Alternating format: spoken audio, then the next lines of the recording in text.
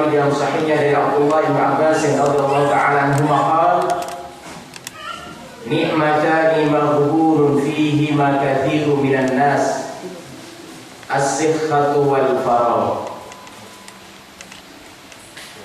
Dua nikmat yang banyak dilalaikan dan dilupakan oleh manusia adalah nikmat kesempatan dan nikmat kesehatan. Tatkala Allah Subhanahu wa taala memberikan kemudahan kita di dalam menjalankan amal kebaikan dan amal ibadah, kita memahami bahwasanya Allah Subhanahu wa taala memberikan nikmat yang sangat besar kepada kita berupa nikmat kesempatan dan nikmat kesehatan. Akan tetapi betapa banyak manusia yang lalai dari nikmat kesempatan dan kesehatan yang diberikan Allah Subhanahu wa taala. Sehingga Rasulullah SAW menyatakan ni'matani maghbunun fihima kathiru minan nas as-sihhatu wal faragh. Dua nikmat yang banyak dilalaikan dan dilupakan manusia. Dari dua nikmat tersebut adalah nikmat kesehatan dan kesempatan. Maka kita bersyukur kepada Allah Subhanahu wa taala, Allah memberikan kesempatan kepada kita untuk senantiasa hadir di dalam majelis ini. Kita bersyukur kepada Allah Subhanahu wa taala, Allah memberikan nikmat kesehatan kepada kita. Tatkala orang sedang dalam keadaan sakit, nikmat sehat dicabut oleh Allah Subhanahu wa taala, seseorang baru merasakan betapa mahalnya sebuah kesehatan.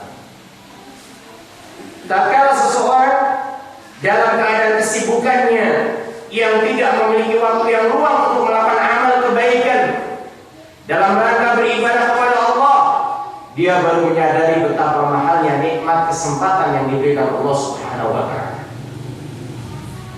Maka inilah perkara yang ada sehingga sebagai seorang muslim hendaklah kita memahami bahasanya nikmat yang diberikan Allah berupa nikmat kesehatan dan kesempatan adalah nikmat yang harus kita syukuri. Karena tidaklah seorang muslim, seorang mukmin itu akan mendapatkan kebahagiaan di dalam hidupnya, melainkan seorang tersebut harus pandai-pandai di dalam bersyukur kepada Allah Subhanahu wa taala.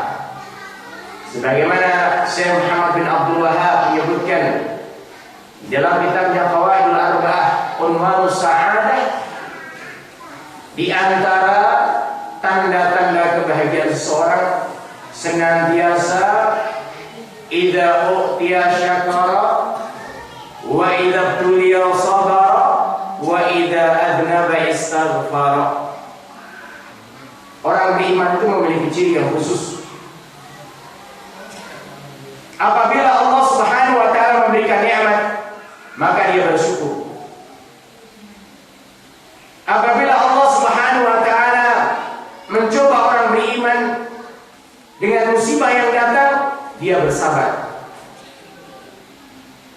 Apabila dia terjerumus ke dalam perbuatan dosa dan kemaksiatan, dia segera ingat dan kembali kepada Allah Subhanahu wa taala. Inilah kunci-kunci kebahagiaan bagi orang beriman.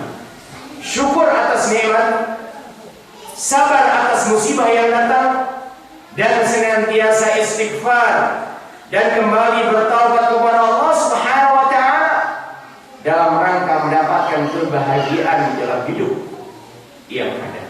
Maka benar sebagaimana hadis yang diriwayatkan Imam Muslim dalam sahihnya, ajaban li amril mu'min in amrahu kullahu khair.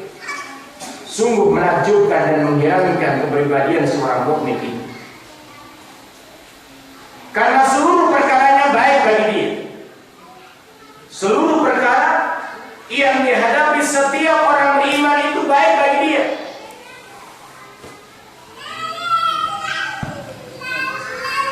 Idza asabathu syarra syakara fa kana khairan lahu. Orang beriman itu apabila sedang mendapatkan nikmat, dia ingat dan bersyukur kepada Allah Subhanahu wa taala. Dan syukur atas nikmat itu adalah kebaikan bagi dia. Wa idza asabatu dharra sabara fa kana khairan lahu. Dan orang beriman itu apabila sedang ditimpa ujian, cobaan, musibah, maka dia bersabar atas ujian yang datang kepadanya. Dan itu kebaikan bagi dia. Kenapa? Karena ujian cobaan yang datang itu imma dia menghapuskan dosa-dosa yang ada, atau meningkatkan derajatnya, karena sejauh mana keimanannya dia kepada Allah Subhanahu wa taala, sejauh itu pula ujian yang akan diberikan Allah kepadanya. Karena besarnya pahala yang diberikan Allah sesuai dengan besarnya ujian yang dihadapinya. Besarnya pahala sesuai dengan besarnya ujian yang dihadapinya. Maka inilah keadaan orang yang beriman. Walaysa dzalika ilal mu'min, dan tidak ada pribadi yang demikian ini melainkan hanya pribadinya orang yang beriman. Ditimpa kebaikan atau mendapatkan kebaikan, dia bersyukur. Ditimpa ujian dan cobaan, dia bersabar dan senantiasa istirja, kembali kepada Allah Subhanahu wa taala atas seluruh dosa dan kemaksiatan yang dilakukan, untuk segera bertaubat kepada Allah Subhanahu wa taala. Maka alangkah nikmatnya setiap orang beriman apabila memiliki tiga perkara ini: syukur atas nikmat, sabar atas musibah, ujian atau cobaan, dan senantiasa bertaubat dan beristighfar kepada Allah Subhanahu wa taala dengan semua dosa dan kemaksiatan yang dilakukan. Maka bersyukurlah kita. Semoga kita termasuk hamba Allah Subhanahu wa taala yang senantiasa Allah Subhanahu wa taala mudahkan, menggerakkan hati dan jiwa kita untuk berkumpul di dalam majelis ilmu sebagaimana seperti saat sekarang. Karena ilmu yang kita dapatkan tidak ada lain adalah akan membawa kebaikan hidup kita di dunia dan di akhirat. Sebagaimana dikatakan oleh para salaf, man hazal ilma wa dzakarahu saluhat dunyahu wa akhiratahu. Fa'alim lil ilmi mudzakaratan fa hayatul ilmi mudzakaratuhu.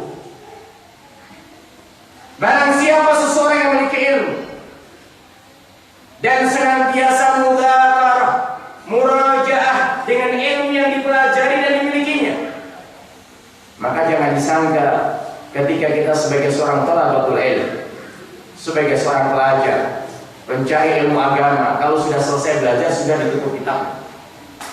Kita perlu membaca kisah-kisah para ulama di dalam mempelajari kitab-kitab mereka, bukan hanya sekali, dua kali, berkali-kali, berulang kali. Bahkan seorang ulama membaca satu kitab itu sampai 50 dan 500 kali. Ada yang sabar. Gimana Ustaz mau membaca atau belajar kitab sampai 50 kali? Satu kitab aja setahun, kata Ustaz Arfan. Belajar qawaidul arba'ah setahun Ustaz, tapi alhamdulillah insirahus sadr, dalam waktu setahun alhamdulillah selesai belajar kitab qawaidul arba'ah. Bersyukur kepada Allah walaupun dalam waktu yang lama. Kalau kita belajar kitab tersebut dengan bermaksud paling lama 1 bulan selesai. Tapi ya kita maklumi, karena kita belajar kan pagi kerja, sore belajar, besok datang lagi sudah lupa, harus mengulang lagi. Apalagi waktunya hanya sebulan sekali gitu.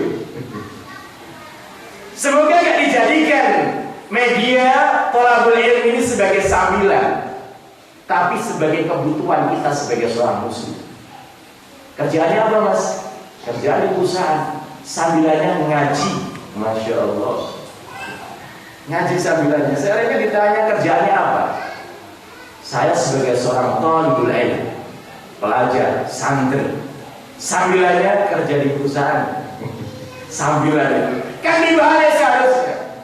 Kalau di balai nanti belajar qawaidul arba'ah jangan sampai 1 tahun, karena ada teman belajar.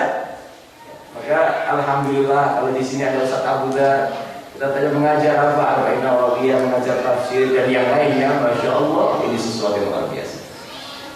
Menghidupkan majelis ilmu adalah perkara yang sangat penting bagi kita. Karena ilmu itu sebagai cahaya yang kita miliki. Kalau seandainya mempelajari Arba'in Nawawiyah butuh waktu sekian lamanya untuk menyelesaikan 42 hadis, belum menghafalkannya, baru membaca, mempelajari syarahnya dan seterusnya. Bagaimana kita akan belajar Sahih Bukhari? Pernah membuka Sahih Bukhari? Alhamdulillah pernah Ustaz. Pernah belajar? Pernah Ustaz. Hadis yang pertama. Hadis pertama hadis Sahih Bukhari. Siapa yang tahu? Angkat tangan. Masya Allah. Hadisnya siapa? Hadisnya siapa? Umar bin Khattab. Siapa penyanyi Umar? Abu Hafsin. Nah, kita semua. Masya Allah. Ustaz Abu Dar, Ustaz Mujib, Ustaz Arfan, Ustaz Firdaus semua berhasil didik santrinya. Kenapa? Masya Allah, Sahih Bukhari as-sahhul kutub ba'da Al-Quran. Kitab yang paling sahih setelah Al-Quran adalah Sahih Bukhari. Kita kan tinggal membaca, Masya Allah, punya perusahaan besar. Sahih Bukhari punya beberapa taba'ah cetakan. Tinggal punya cetakan yang seperti apa? Cetakan Saudi ada, Mesir ada, Yaman ada, berbagai macam cetakan komplit. Tapi tahukah kita bagaimana Imam Bukhari menorehkan tindanya sampai terwujudnya Sahih Bukhari sebanyak 4.000 hadis bighairi mukarrar, tanpa terulang. Kalau dengan terulang sekitar 7.000 hadis. Selama berapa tahun Imam Bukhari keliling negara? Makkah, Madinah, Syam, Baghdad, Kufah, Mesir, Yaman, dan seterusnya keliling negara. Berapa guru yang dimiliki Imam Bukhari dalam meriwayatkan hadis? Ada yang tahu? Lebih daripada 1.000 orang. Berapa guru yang kita miliki? Alhamdulillah Ustaz, saya punya Ustaz 2-3, bersyukur. Sabar kita itu. Thalabul ilmi sudah. Sabar. Imam Bukhari selama 16 tahun namanya mengumpulkan hadis-hadis Rasulullah SAW, maka terkumpullah kitab yang bernama Sahih Bukhari, yang ini adalah as-sahhul kutub ba'da Al-Quran. Kitab sahih sesudah Al-Quran adalah kitab Sahih Bukhari. Setiap zaman dan setiap masanya para ulama, jumhur ulama sepakat as-sahhul kutub ba'da Al-Quran adalah Sahih Bukhari. Ada 4.000 hadis kurang lebih tanpa terulang, dan ada 7.000 hadis dengan pengulangan. Hadis yang pertama adalah hadis innamal a'malu binniyat. Alhamdulillah sudah belajar, karena ini juga ada di Arba'in Nawawiyah. Hadis yang berapa di Arba'in Nawawiyah? Saya mau belajar. Baik. Hadis pertama sudah tahu. Maka apa? Hadis innamal a'malu binniyat, kata orang para ulama adalah thuluthul ilm, sepertiga ilmu. Semua perkara agama ini yadur ala hadzal hadis, kembali kepada hadis ini. Hadis yang diriwayatkan Imam Bukhari pertama kali adalah hadis innamal a'malu binniyat. Dan apa kedudukan hadis innamal a'malu binniyat? Hadisnya Umar bin Khattab. Apa? Masya Allah, siapa yang jawab dari ahad? Hadis ahad. Ya. Hadis ahad. Maka kita mengetahui sampainya hadis kepada kita dibawa oleh rijalul hadis, ima dia mutawatir atau ima ahad. Faedah yang lain, biar kita walaupun nggak pernah belajar Sahih Bukhari itu, nanti tahu kalau ditanya orang. Karena ketika kita belajar Sahih Bukhari dengan guru kita itu, saya membaca Sahih Bukhari, semua tolak membaca, tapi semuanya sudah mendedak dulu. Kalau saya selesai baca hadis, bakalan ditunjuk berdiri, hafalkan. Seperti itu. Jadi siap setiap masuk di dalam belajar Sahih Bukhari atau Sahih Muslim, siap nanti diberdirikan karena tidak hafal. Jadi dibaca selesai langsung berdiri, hafalkan. Nggak hafal, berdiri. Kalau ini di Palembang mungkin bakalan santrinya kabur semua, Ustaz. Bakal kabur semua. Jangankan Ustaz suruh berdiri, suruh datang ngaji sudah mau, alhamdulillah. Kan gitu. Apalagi ada utubah akhirnya ya nggak murojaah, nanti ditanya berdiri, nggak bisa suruh push up gitu. Nggak bakalan laku kayaknya. Maka hadis yang pertama di dalam Sahih Bukhari adalah hadis ahad. Kemudian saya tanya, kenapa Imam Bukhari meletakkan hadis ahad pada hadis yang pertama? Yang bisa menjawab dari hadis ahad, kenapa sebabnya? Ada faedah. Ada faedah. Sebelum itu kita tanya, hadis yang terakhir di dalam Sahih Bukhari, tahunya pokoknya ujung dan ujungnya saja. Hadis yang terakhir hadis apa? Hadis apa? Siapa perawinya? Siapa sahabatnya? Hadis yang terakhir dalam Sahih Bukhari.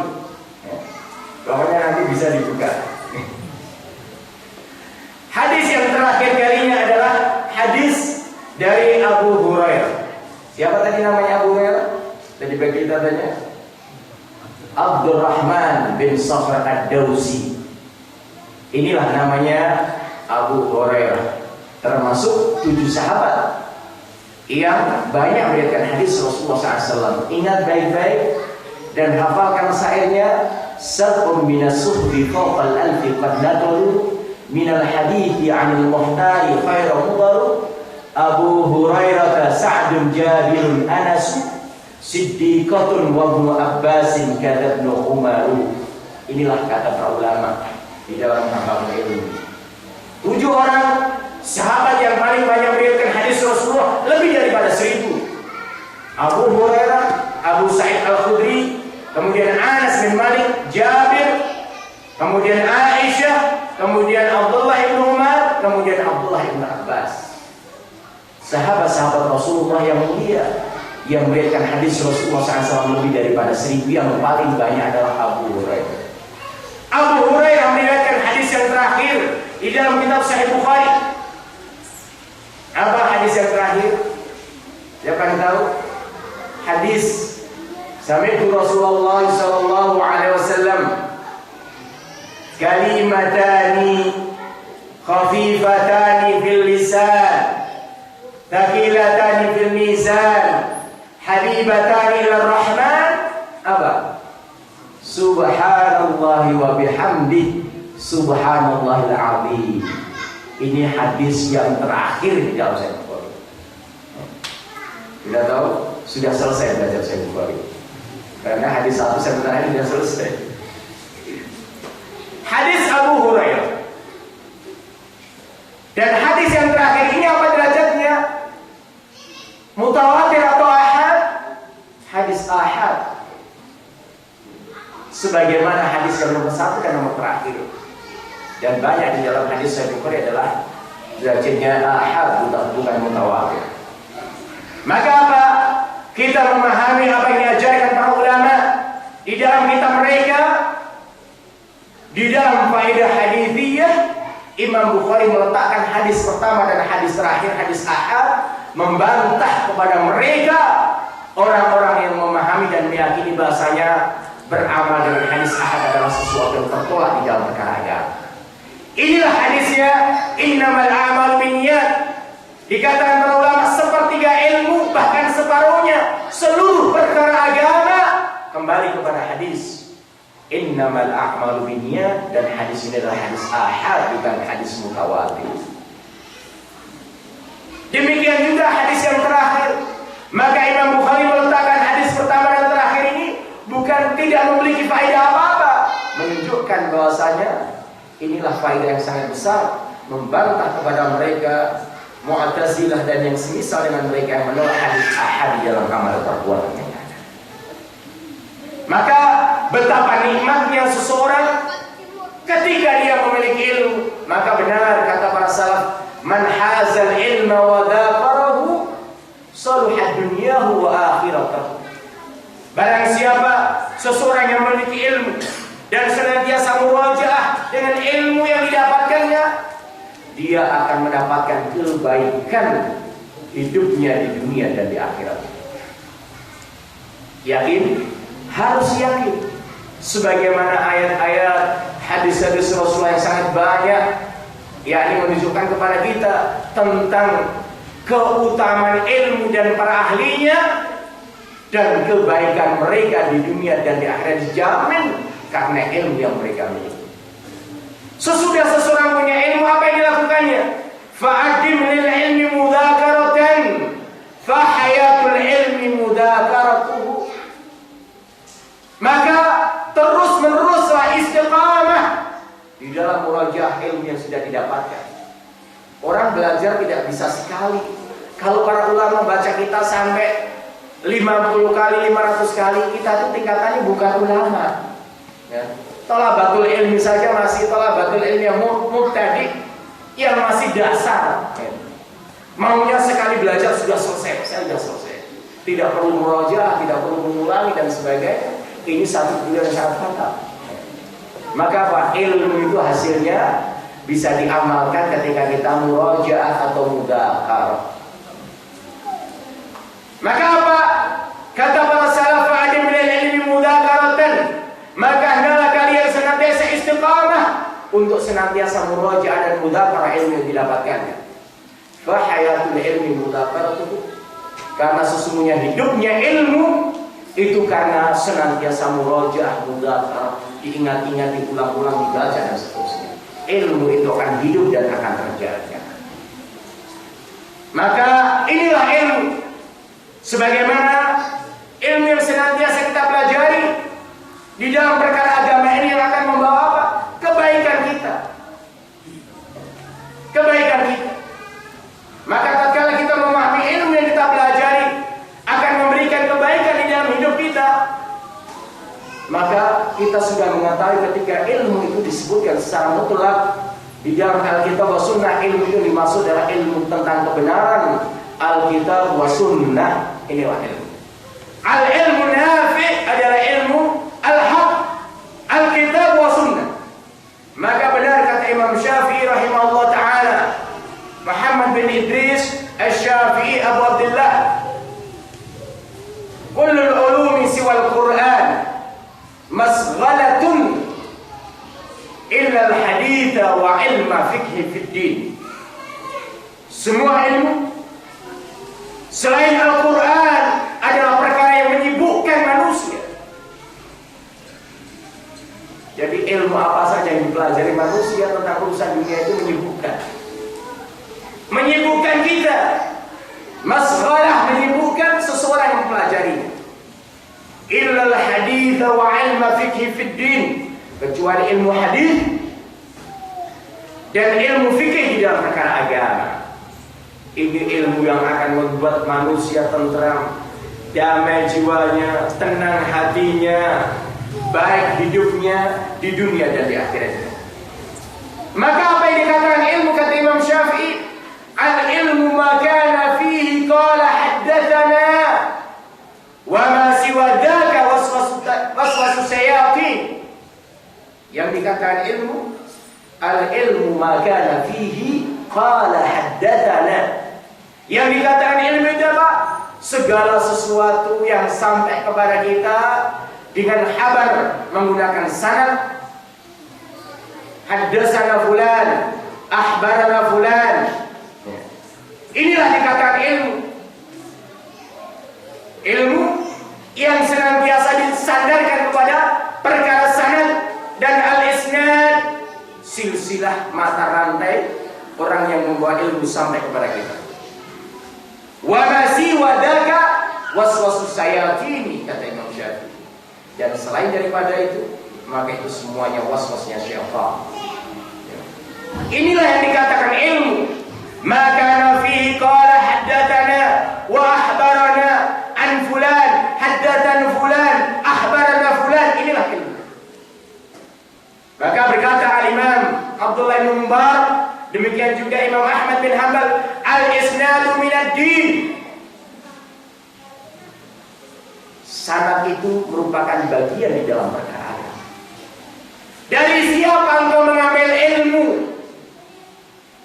Maka ilmu di dalam perkara agama ini didapatkan dengan jalur, yakni riwayat yang sampai kepada kita. Itulah yang dinamakan dengan sanad di dalam perkara agama. Apa yang dinamakan sanad? Siapa orang belajar mustalah hadis?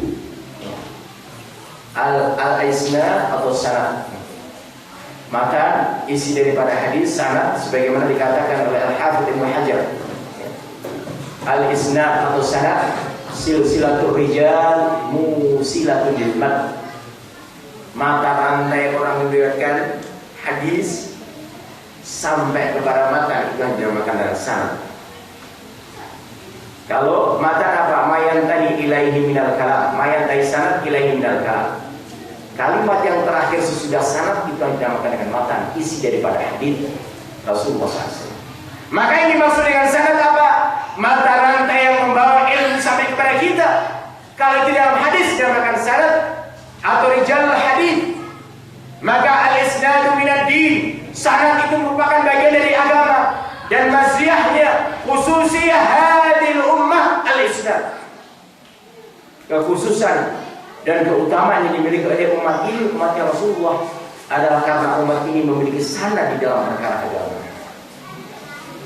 Maka inilah perkara yang kita pahami, sehingga dengan ilmu yang kita miliki, maka kita akan senantiasa diberikan kebaikan oleh Allah Subhanahu wa taala di dunia maupun di akhirat. Sehingga sebagaimana disebutkan di dalam hadis Rasulullah sallallahu alaihi wasallam,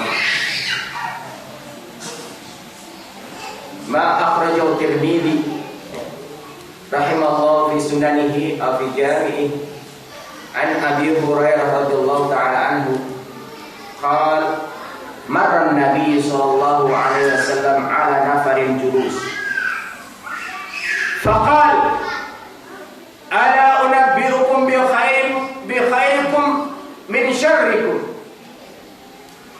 fasaqata al-qawm فعدها النبي صلى الله عليه وسلم ثلاثا فقالوا بلى يا رسول الله أخبرنا بخيرنا من شرنا فقال صلى الله عليه وسلم خيركم من يرجى خيره ويؤمن سره وشركم من لا يرجى خيره ولا يؤمن سره.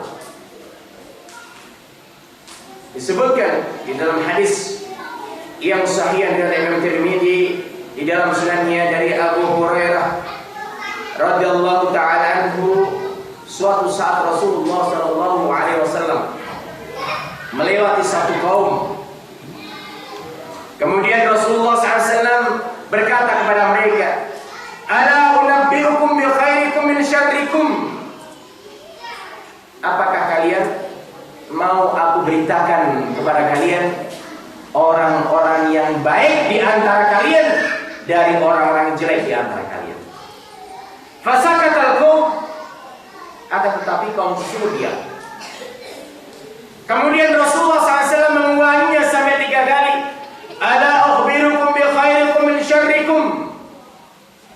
Sampai diulang oleh Rasulullah SAW 3 kali. Maukah kalian aku tunjukkan kepada kalian orang-orang yang baik di antara kalian daripada orang yang jelek di antara kalian? Kemudian faqalu, mereka berkata, ya Rasulullah, akhbirna bi khairina min syarrina. Ya Rasulullah, kabarkan kepada kami siapa orang yang baik di antara kami dan siapa orang yang jelek di antara kami. Faqala Rasulullah sallallahu alaihi wasallam, khairukum man yurja khairu wa yu'man sarru wa sarrukum man la yurja khairuhu wa la yu'man sarru.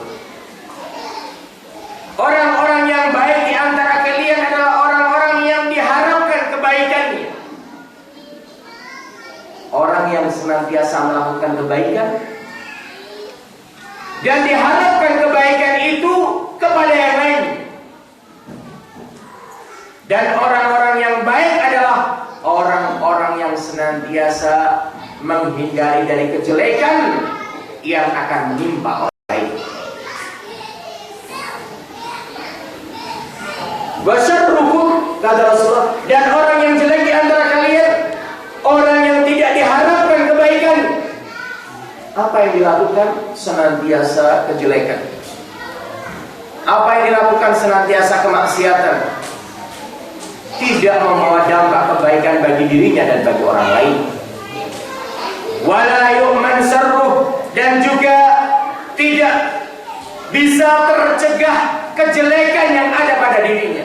Keberadaan dia senantiasa membawa malapetaka bagi dirinya dan bagi orang lain.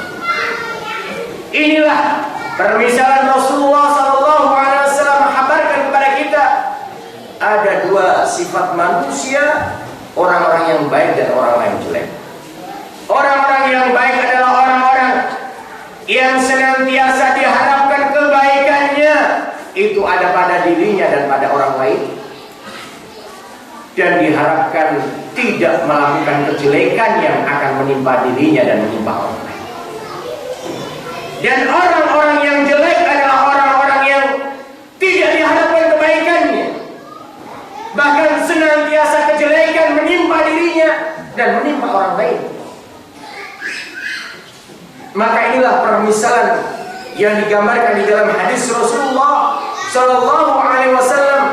Maka di dalam riwayat yang lain Rasulullah Sallallahu Alaihi Wasallam bersabda, hadis yang dikeluarkan oleh Imam Ibnu Majah dan juga Ibnu Abi Asim di dalam sunnahnya, dari Anas bin Malik radhiyallahu taala anhu qala sami'tu Rasulullah Sallallahu Alaihi Wasallam yaqul. Tadi pagi kita sudah tahu siapa Anas bin Malik dan siapa Malik bin Anas. Sudah kan? Kesamaannya apa? Nah, tadi pagi apa kesamaannya antara Anas bin Malik dan Malik bin Anas?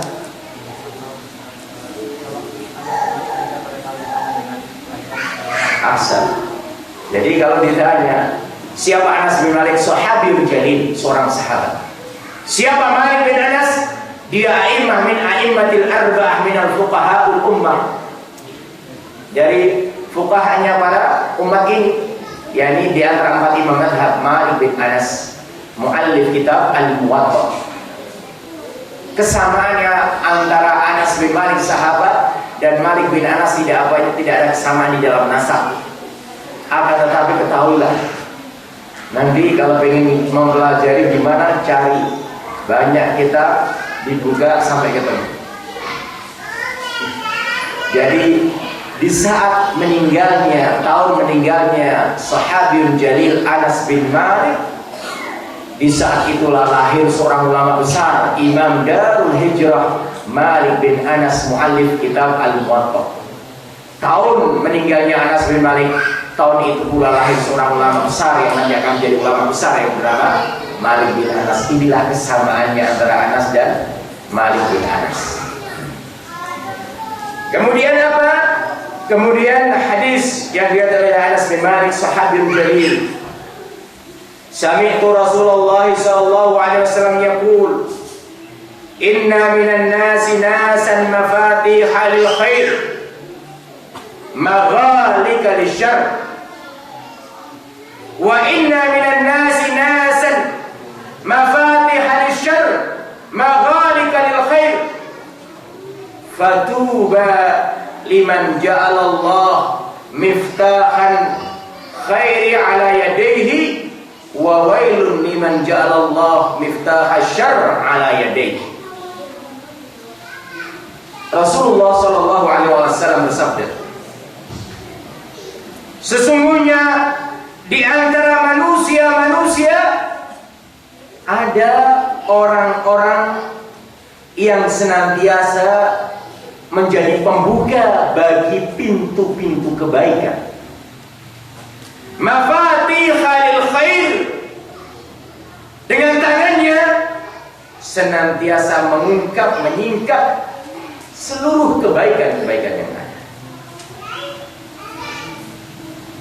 Maghalikal syarr, dan orang ini senantiasa mengunci, menutup pintu-pintu kejelekan.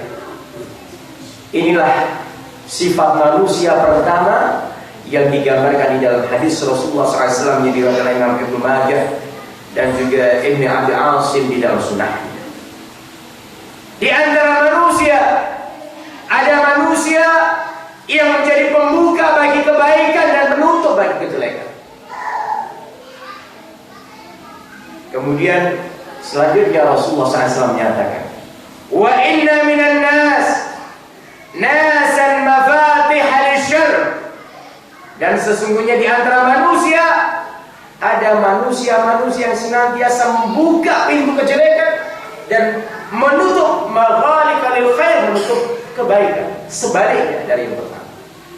Ini dah dua sifat manusia yang digambarkan oleh Rasulullah SAW bertolak belakang 180 derajat. Satunya manusia yang senantiasa menjadi pembuka bagi seluruh kebaikan dan menutup bagi kejelekan. Satunya manusia yang senantiasa membuka kejelekan dan menutup kebaikan. Selanjutnya apa kata Rasulullah SAW? Fatuba liman ja'alallah ala yadayhi miftahul khair. Maka berbahagialah orang-orang yang ditetapkan oleh Allah Subhanahu wa taala dengan tangannya itu menjadi pembuka bagi kebaikan-kebaikan yang ada dan menjadi penutup bagi kejelekan-kejelekan yang ada. Inilah orang-orang yang tuba, orang-orang yang beruntung dan berbahagia. Wa wailun liman ja'alallah miftah syarr ala yadayhi. Dan kecelakaan, hukuman dan siksaan kepada orang-orang yang ditetapkan oleh Allah Subhanahu wa taala senantiasa membuka kejelekan bagi manusia dan menutup pintu-pintu kebaikan. Inilah dua sifat manusia yang digambarkan di dalam hadis-hadis Rasulullah sallallahu alaihi wasallam tentang manusia yang baik yang senantiasa membuka kebaikan bagi dirinya dan bagi orang lain dan menutup pintu kejelekan bagi dirinya dan bagi orang lain. Dan di sana ada manusia-manusia yang jelek, syarr, senantiasa membuka kejelekan dan menutup pintu kebaikan. Kalau kita telah di dalam hidup kita, berapa banyak orang yang memiliki dua tipe manusia sebagaimana yang digambarkan di dalam hadis Rasulullah Shallallahu Alaihi Wasallam. Kebaikan yang ada yang dilakukan oleh seseorang sekecil apapun akan dinilai oleh Allah Subhanahu Wa Taala. Dan kejelekan apa saja yang ditinggalkan seseorang, dijauhinya, Allah Subhanahu Wa Taala akan mencatatnya sebagai kebaikan. Saya nggak punya ilmu, Ustaz. Saya hanya sebagai seorang pekerja, seorang karyawan yang tidak bisa berdakwah dan sebagainya. Yang bisa saya lakukan, kalau saya ketemu teman, ayo kita ngaji bareng-bareng.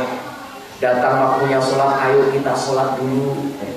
Senantiasa mengingatkan orang lain untuk melakukan kebaikan. Nggak bisa ceramah, nggak bisa mendalil.